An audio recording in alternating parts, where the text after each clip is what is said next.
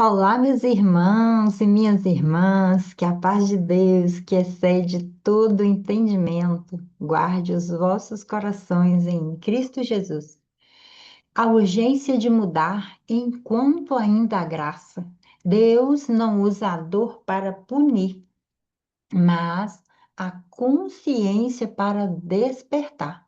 Esse é o panorama do nosso capítulo, que está em Lucas 13. É um chamado à responsabilidade espiritual, à misericórdia ativa e à mudança também interior, antes que o tempo se perca. Jesus confronta crenças distorcidas, cura feridas humanas e revela um Deus que insiste em amar, mesmo quando é rejeitado. Eu sou Sandra Reis, estou aqui em Belo Horizonte. E você? Qual é a sua cidade?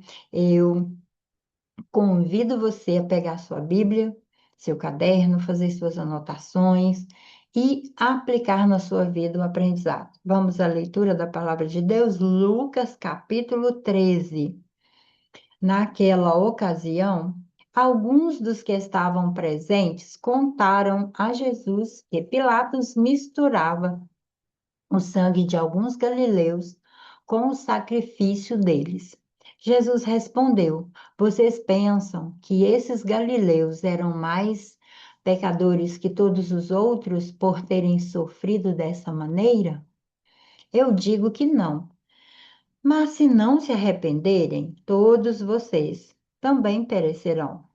Ou vocês pensam que aqueles 18 que morreram quando caiu sobre eles a torre de Siloé eram mais culpados do que todos os outros habitantes de Jerusalém? Eu digo que não.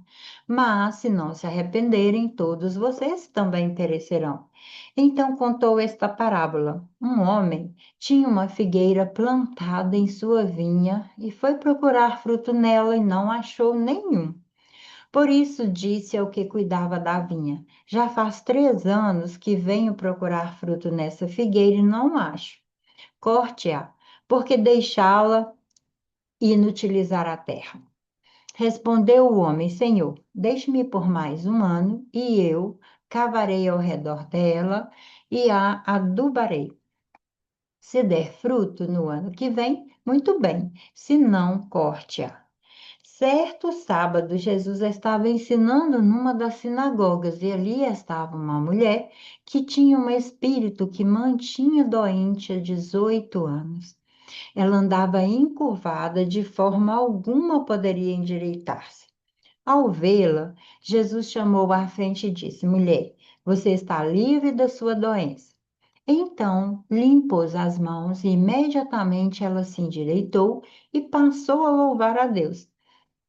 Indignado porque Jesus havia curado no sábado, o dirigente da sinagoga disse ao povo: Há 6 dias em que se deve trabalhar. Venham para ser curados nesses dias, e não no sábado. O Senhor lhe respondeu: Hipócrita, cada um de vocês não desamarra no sábado o seu boi ou jumento do estábulo e o leva dali para lhe dar água? Então essa mulher, uma filha de Abraão, a quem Satanás mantinha presa, por 18 longos anos, não devia no dia de sábado ser liberta daquilo que aprendia? Tendo dito isso, todos os seus oponentes ficaram envergonhados, mas o povo se alegrava com todas as maravilhas que ele estava fazendo. Então Jesus perguntou: Com que se parece o reino de Deus? Com que o compararei? E com um grão É como um grão de mostarda que um homem semeou em sua horta. Ele cresceu, se tornou uma árvore e as aves do céu fizeram ninho em seus ramos. Mais uma vez lhe perguntou: Com que compararei o reino de Deus? É como o fermento que uma mulher misturou com uma grande quantidade de farinha e toda a massa ficou fermentada. Depois Jesus foi para a cidade, povoados e ensinava prosseguindo em direção a Jerusalém. Alguém lhe perguntou: Senhor, são poucos os salvos? Esforcem-se para entrar pela porta estreita, porque eu digo a vocês que muitos tentarão entrar e não conseguirão. Ele lhes disse: quando o dono da casa se levantar e fechar a porta, vocês ficarão do lado de fora, batendo e pedindo: Senhor, abre-nos a porta. Ele, porém, responderá: Não os conheço, nem sei de onde vocês são. Então vocês dirão: Comemos e bebemos contigo e ensinaste em nossas ruas. Mas ele responderá: Não os conheço, nem sei de onde vocês são. Afastem-se de mim todos vocês que praticam o mal.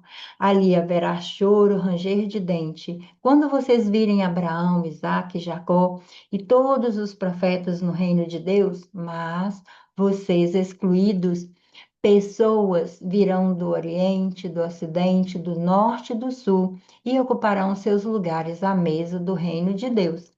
De fato, há últimos que serão primeiros e primeiros que serão últimos. Naquela mesma hora, alguns fariseus aproximaram-se de Jesus e lhe disseram: Saia e vá embora daqui, pois Herodes quer matá-lo. Ele respondeu: Vão dizer àquela raposa: Expulsarei demônios e curarei o povo hoje e amanhã, e no terceiro dia estarei pronto. Mas preciso prosseguir hoje, amanhã e depois de amanhã, pois certamente nenhum profeta deve morrer fora de Jerusalém. Jerusalém, Jerusalém, você que mata os profetas e apedreja os que são enviados a você. Quantas vezes eu quis reunir os seus filhos, como a galinha reúne os seus pintos debaixo de suas asas, mas vocês não quiseram. Eis que a casa de vocês ficará deserta. Eu digo que vocês não me verão mais, até que diga: Bendito que vem em nome do Senhor. Nesse texto, podemos tirar essa lição. Dor não é castigo, é um convite à consciência. Jesus rejeita a ideia de que tragédias são punições divinas.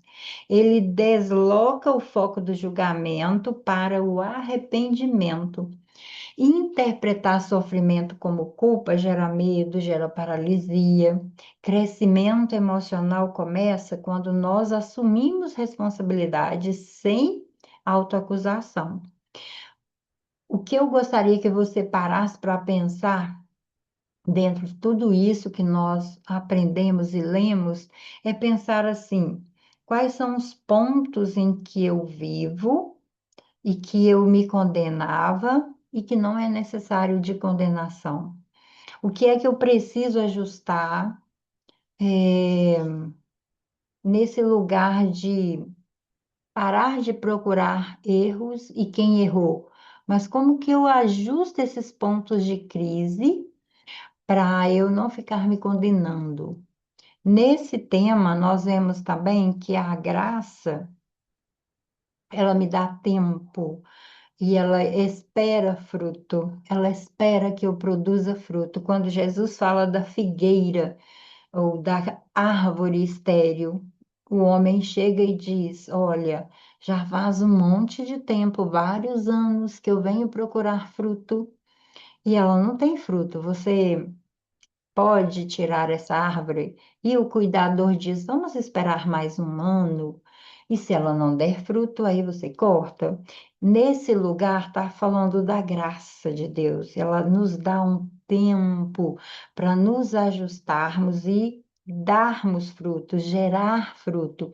Deus quer que a minha vida gere fruto. Deus é paciente. A vida espiritual não é passiva. Eu preciso gerar fruto. A graça não elimina o chamado à transformação.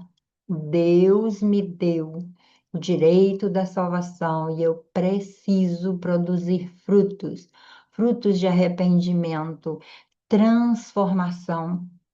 É necessário, às vezes, ficar procrastinando mudanças, deixando para depois a mudança na minha vida, me leva a lugares desafiadores. Então, eu preciso aprender que eu tenho tempo, mas é necessário não ficar estagnado no ciclo de transformação da vida.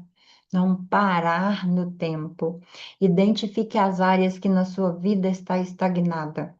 E hoje, dê um pequeno passo em direção à mudança, se permita mudar.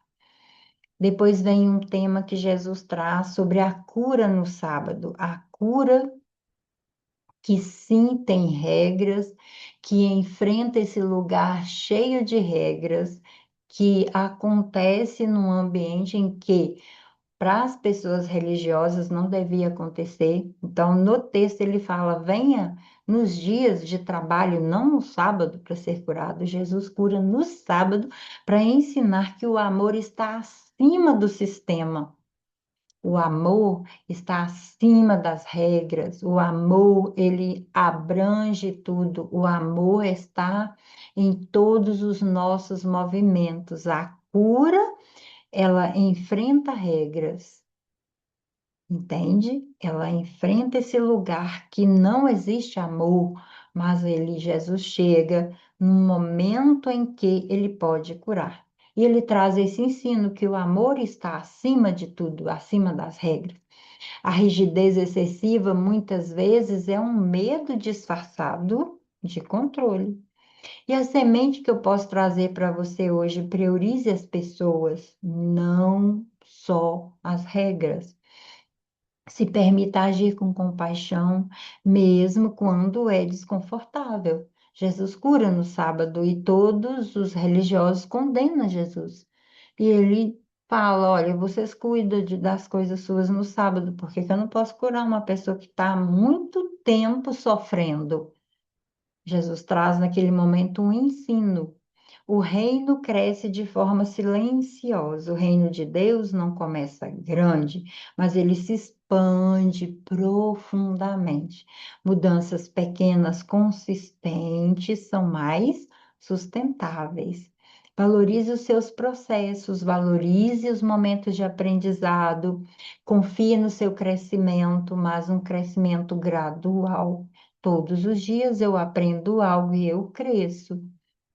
E continuando o ensino, ele traz: a porta estreita é uma escolha nossa, a salvação exige uma resposta nossa, não apenas uma proximidade com a religiosidade.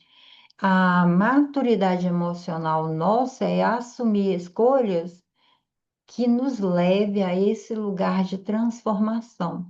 Viver de forma coerente com aquilo que eu creio, não adiar decisões que são essenciais na vida cristã.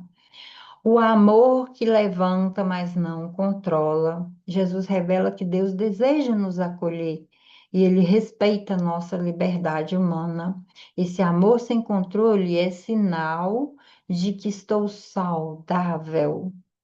Amar sem ser forçado, amar o reino, amar as pessoas, amar a Cristo, amar a obra, reconhecer que também temos limites e somos limitados e não precisamos deixar de fazer a obra por causa disso. Lucas 13 nos mostra que Deus não apressa as coisas porque Deus é ansioso, porque Deus não muda, mas também deseja que tenhamos frutos, que sejamos transformados.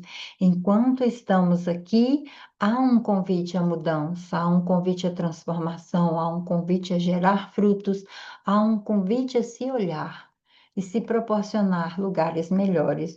O amor de Deus não força a transformação, mas ele nunca desiste de oferecer essa oportunidade de transformação para a sua vida. Que Deus possa te abençoar, abençoar a sua casa, a sua família, te dar oportunidade de transformação, de crescimento, de aprendizado e todos os dias você possa gerar frutos. Que Ele te abençoe. Até nosso próximo momento de leitura da Palavra de Deus.